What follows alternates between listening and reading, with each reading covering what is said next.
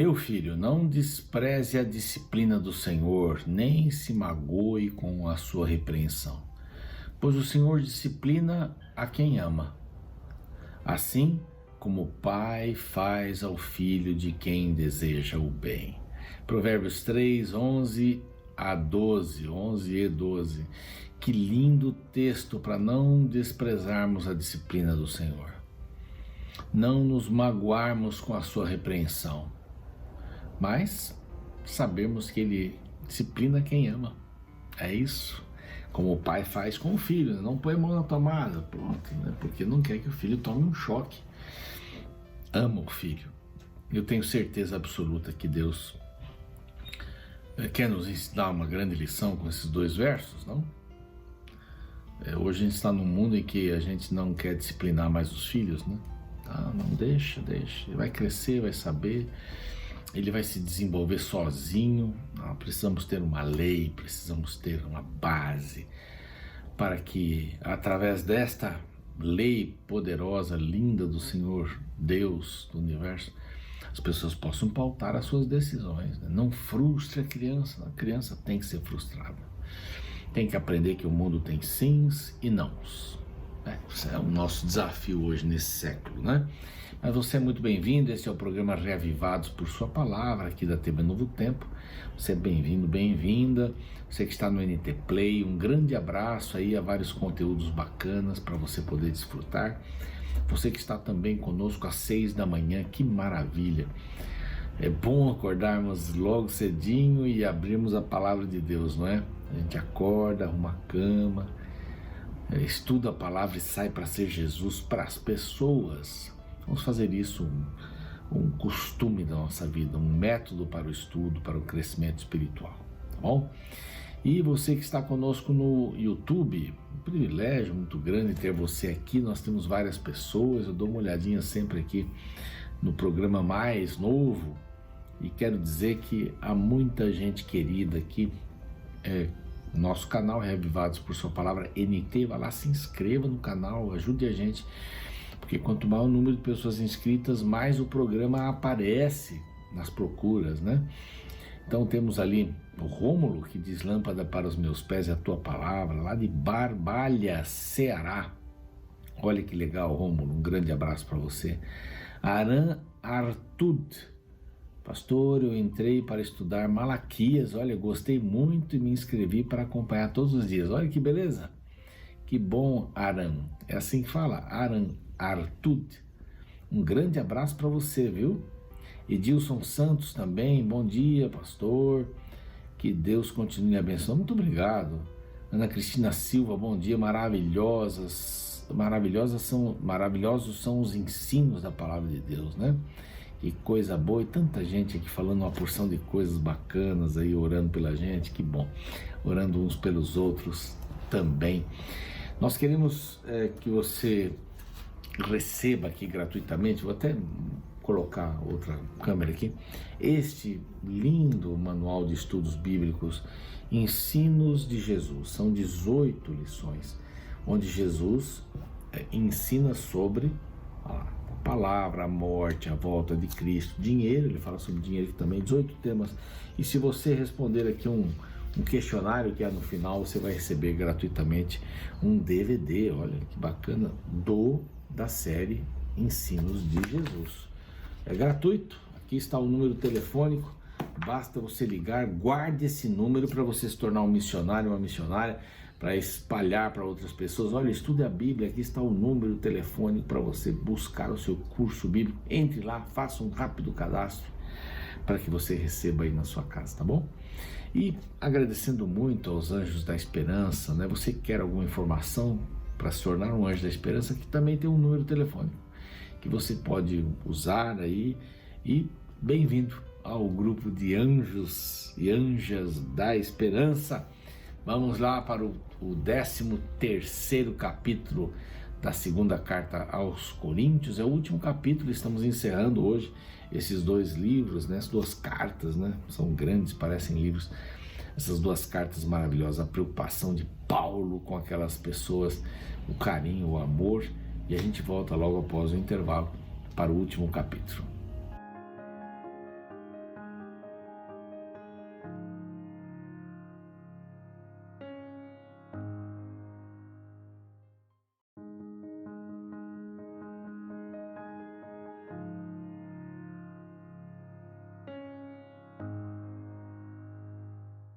Estamos de volta com mais um capítulo bíblico, né?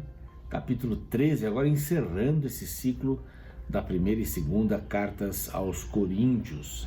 E amanhã vamos começar com esta curta carta de Paulo, curta carta, né? Dá um cacófato aqui, de Paulo aos Gálatas. São 6 capítulos aí muito interessantes, uma situação parecida com esta que os coríntios estavam enfrentando, mas muito interessante. Deixa eu arrumar aqui o microfone, aí pronto, agora ficou mais retinho. São muito interessantes essas cartas de Paulo, né? E esta próxima, muito linda, fala sobre a graça, vale a pena. Mas vamos ver aqui, então o capítulo 12 e o capítulo 13, eles falam sobre a mesma coisa, eles estão debaixo deste tema. São 2 temas, né? Um pregador no paraíso, depois preparem-se, são abordagens para que os coríntios pudessem obedecer a palavra de Deus. Então ela dá 3 abordagens, aqui a partir do verso 11, né? Não é bem todo o capítulo 12, mas preparem-se, esse é o tema geral. Preparem-se. Primeiro, a vergonha, né? A vergonha. Paulo não tem absolutamente nenhuma vergonha do Evangelho. Paulo está ali e não é inferior aos outros, ele ama as pessoas e ele vai para lá para amar as pessoas, ele não vai envergonhar as pessoas ali. Segunda parte, a advertência, ele faz uma advertência. E no capítulo 13, então essa parte, no capítulo 13, no verso 9, ele termina com um encorajamento. Então ele fala sobre a vergonha, o vergonhoso momento que estava vivendo a igreja de Corinto. Depois ele fala também sobre a advertência que nós vamos começar a ver agora. Há um declínio espiritual, essa é a preocupação. No finalzinho do capítulo 12, ele diz assim: eu temo e receio. Ele tem essas duas preocupações. Verso 21 e 22 começam com essas palavras: eu temo chegar aí e ver tudo aquilo que eu deixei confuso, não cumprido, que vocês estejam com contendas, invejas e tal, e eu receio que indo aí chore muito por vocês, porque vocês que foram convertidos continuam pecando, impureza, prostituição, lascívia e etc. Então agora vem a advertência desse declínio espiritual, né? Esta é a 3ª vez que eu vou ter convosco, ele diz aqui, a 3ª vez. Por boca de 2 testemunhas ou 3, né? Toda a questão será decidida. Eu ainda vou ver essa questão, mas já o disse anteriormente e torno a dizer como fiz quando estive presente pela 2ª vez. Mas agora, estando ausente, o digo aos que outrora pecaram e a todos os mais que, se outra vez for, não os pouparei. Então, vocês estão dizendo, né, que eu só escrevo duro, quando eu vou aí presencialmente eu dou uma afrouxada. Não, é que eu tenho que estar com vocês, eu tenho que fazer vocês crescerem, e as cartas vão para corrigir o caminho. Quando eu estou aí, eu vou corrigindo de uma maneira. Diz assim: mas eu agora vou ser mais duro, não vou poupar as pessoas que estiverem escolhendo outros caminhos, estão seguindo estes outros pregadores de outro evangelho, de outro Cristo, porque não é o mesmo Cristo.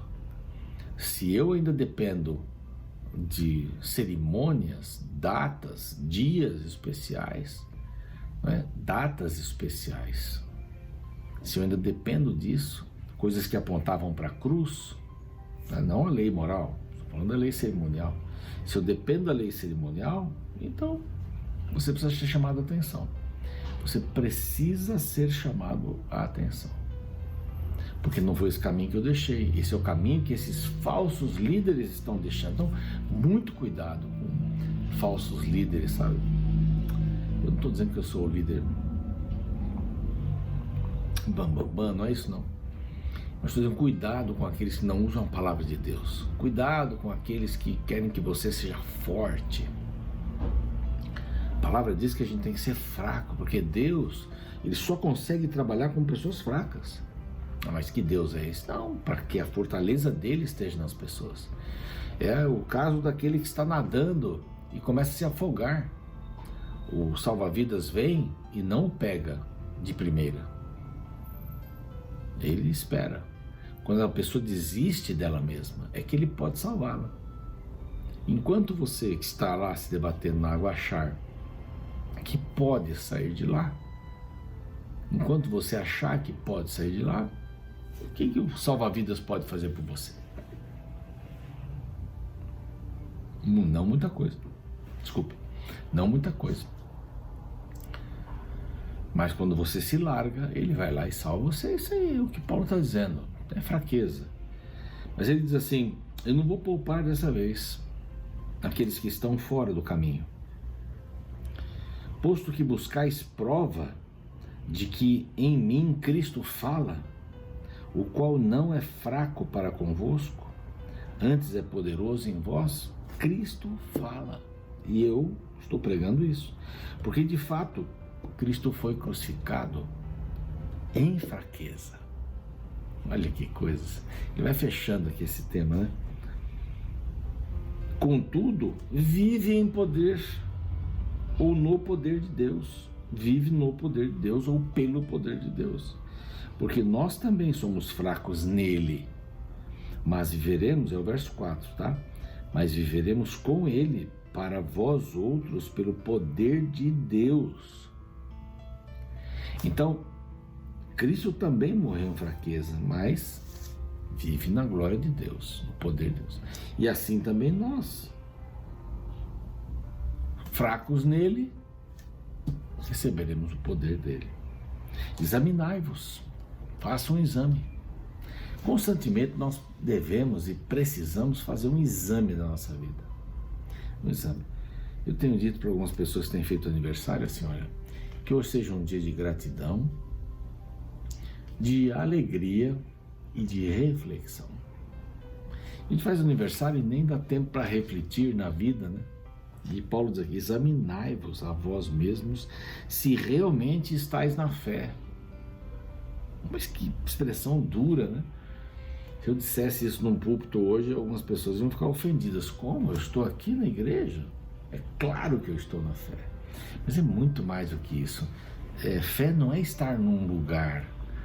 Fé é ter um relacionamento com uma pessoa, que é Cristo. Como está o meu relacionamento com Cristo? Essa é a pergunta de Paulo aqui. Como é que está? Provai-vos a vós mesmos.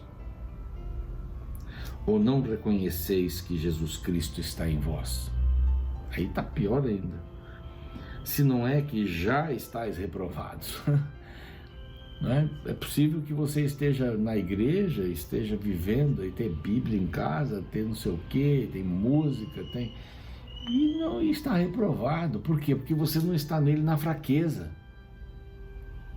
Você está nele na sua fortaleza. Eu estou lá, eu faço, eu sei. Mas eu tenho que estar lá. Gálatas vai ter um texto muito bonito, é capítulo 2, verso 20. Quando chegar lá eu vou falar um pouquinho mais sobre ele. Mas eu estou crucificado com Cristo e vivo não mais eu, mas Cristo vive em mim. É esta grande mensagem. É esta grande verdade que nós devemos ter no coração. Cristo está em mim. Então examinai-vos. Vocês têm que se examinar, provar. Mas espero reconheçais que não somos reprovados. Está falando dele. Eu não fui reprovado por Cristo. Eu continuo pregando o Evangelho de Cristo. Estamos orando a Deus para que não façais mal algum. Antes, façais o bem. Antes, façais o bem, embora sejamos tidos como reprovados. Nós somos falhos e precisamos do poder de Deus. Vou repetir uma frase que eu já usei várias vezes aqui. Eu não sou salvo, eu não sou bom para ser salvo. Eu sou salvo para ser bom. Eu não ganho minha salvação pelos meus méritos. Eu não ganho. Por nada. Aí verso 8 diz assim: porque nada podemos contra a verdade, senão em favor da própria verdade. A verdade vence. A verdade liberta. E a palavra diz que a verdade vos libertará. Então, se estão vivendo debaixo desses líderes falsos com outro evangelho, vocês foram enganados, vocês caíram na conversa dos falsos profetas, pregadores. Ai, ai, ai, ai, ai. E aqui diz, porque nos regozijamos quando nós estamos fracos e vós fortes. E isto é o que pedimos, o vosso aperfeiçoamento. Quer dizer, eu não estou preocupado em que vocês sejam diminuídos, não é isso. Mas se vocês estão fortes na fé, quer dizer, estão fracos, pedem ajuda de Deus e são fortalecidos na fé, isso para mim já é suficiente. É isso que eu quero. O que pedimos é o vosso aperfeiçoamento, o vosso crescimento. Portanto, escreva estas coisas estando ausente, para que estando presente, não venha usar de rigor segundo a autoridade que o Senhor me deu. Então eu já estou falando agora, quando eu chego vocês já estão transformados, vocês já estão. Então quanto ao mais, aí ele vai para a saudação final e vai terminar o livro, a carta, né? Quanto ao mais, 4 coisinhas, irmãos, 4 coisinhas. Primeiro, aperfeiçoai-vos, ande com Deus, perfeição é andar com Deus. Consolai-vos diante das mazelas, das dificuldades, das diferenças que existem entre uns e outros. Sede do mesmo parecer, não entre em brigas. O que diz respeito ao reino de Deus tem que ser do mesmo parecer. Posso ser diferente da outra pessoa, mas em relação ao reino de Deus não tem essa. Não, tudo bem, cada um tem sua opinião. Não, só tem uma maneira. Só tem um caminho, é Cristo. Você não passa por outro caminho para ir até o reino de Deus. E terceiro, viver em paz. A turbulência da vida. No caso aqui, esses camaradas que estão tirando o sossego de vocês. Aperfeiçoai-vos, consolai-vos, sede do mesmo parecer, que para casais é importantíssimo, hein? O pai, a filha vai para o pai e diz para ela assim, e diz para o pai, o senhor me deixa em tal lugar. Pai, não, o pai não diz, então ela vai para a mãe diz que sim. Ou um diz uma coisa, outro diz outras. A criança vai ficar numa confusão, não é? Então, vamos ter esse crescimento espiritual. Vamos buscar isso, esse aperfeiçoamento em Cristo, a consolação, mesmo parecer, como está dizendo aqui, né? Pai e Filho, e viver em paz. Saudai-vos uns aos outros com o ósculo santo, que na minha comunidade é uma beijação tremenda. Agora, com a pandemia, não, né? Mas ósculo santo. Simão, a mulher que lavou os pés de Jesus, beija os pés, né, de Jesus, o pai do filho pródigo. E que a graça do Senhor Jesus esteja com todos, o amor e a comunhão. As 3 coisas, né? A graça do Senhor Jesus, o amor de Deus, a comunhão do Espírito seja com todos vós. Amém, amém por isso. Que Deus abençoe você. Terminamos aqui. Amanhã vamos começar Gálatas. Então esteja bem animado para que esse estudo seja uma bênção na vida. Vai falar sobre a graça maravilhosa de Deus em Gálatas. Começaremos amanhã então. Vamos orar. Pai querido, pedimos a tua bênção, que sejamos como Paulo, Senhor, que nos ensina a sermos fortes em nossa fraqueza, nossa dependência do Senhor. Nós não temos nada de bom, não há nenhum justo sequer, mas nós fomos justificados através de Jesus Cristo e queremos usufruir da tua companhia em nossa vida, Senhor, mostrando a nossa fraqueza e pedindo-te que o Senhor nos dê forças para enfrentarmos problemas no matrimônio, no trabalho, nas amizades, na escola, em todos os lugares, em nome de Jesus. Amém. Muito bem, eu fico por aqui. Até amanhã, o programa continua. Um grande abraço. No último capítulo da 2ª carta que Paulo escreveu à igreja de Corinto, ele termina sua obra com uma bênção que revela o aspecto trinitário de Deus. A partir do verso 12 do capítulo 13, lemos: A graça do Senhor Jesus Cristo e o amor de Deus e a comunhão do Espírito Santo sejam com todos vós. O assunto da Trindade já causou muitos debates ao longo da história do cristianismo. Acredite em mim, a maioria dos conflitos atuais em torno deste assunto não tem nada de inédito. Centenas de pensadores e pesquisadores já escreveram e debateram sobre este assunto sem chegarem a um consenso. A definição clássica da doutrina da Trindade afirma que Deus é um ser formado por 3 pessoas distintas e igual em poder: o Pai, o Filho e o Espírito Santo. Porém, a aceitação desta doutrina não é unânime no meio cristão. Geralmente, a divindade do Pai não é contestada. Porém, existem muitas pessoas que não aceitam Jesus como Deus, chegam até a classificá-lo como um Deus menor que não é do tamanho do Pai. Outros já rejeitam a divindade do Espírito Santo. Muitos acreditam que ele é apenas uma força ou uma energia que emana do Pai. Todo este debate revela o esforço que nós, criaturas, fazemos para compreender o Criador. Conta-se uma famosa história que o grande teólogo católico Agostinho caminhava pela praia meditando sobre o tema da Trindade. Ele se perguntava: como é que pode haver 3 pessoas distintas, Pai, Filho e Espírito Santo, em um mesmo e único Deus? A história conta que de repente ele viu um menino com um baldinho de madeira, que ia até a água do mar, enchia o seu pequeno balde e voltava despejando a água em um buraco na areia. Agostinho, observando atentamente o menino, lhe perguntou: o que está fazendo? O menino, com grande simplicidade, respondeu: quero colocar neste buraco toda a água do mar. Diante da inocência do menino, Agostinho sorriu e disse: isto é impossível, menino. Como podes querer colocar toda essa imensidão de água neste pequeno buraco? Neste momento, um pensamento arrebatador tomou conta de sua mente. Em verdade, é mais fácil colocar toda a água do oceano neste pequeno buraco na areia do que a inteligência humana compreender completamente os mistérios de Deus. Eu gosto desta história, pois ela nos lembra que a primeira postura que devemos ter em relação ao assunto da Trindade é a humildade ao vislumbrarmos a grandeza de Deus diante da nossa imensa capacidade intelectual. Jamais poderemos explicar a Deus completamente. Ele sempre estará para além de nossa inteligência. O bom é que o Deus grandioso decidiu revelar alguns aspectos de sua natureza. E, segundo a Bíblia, Deus é formado por 3 pessoas distintas e igualmente poderosas. No plano da salvação, cada uma desempenha um papel importante. Perceba as palavras que Paulo usa no texto de hoje: o amor de Deus, a graça de Jesus e a comunhão que podemos ter com o Espírito Santo. 3 que são um, mistério da divindade.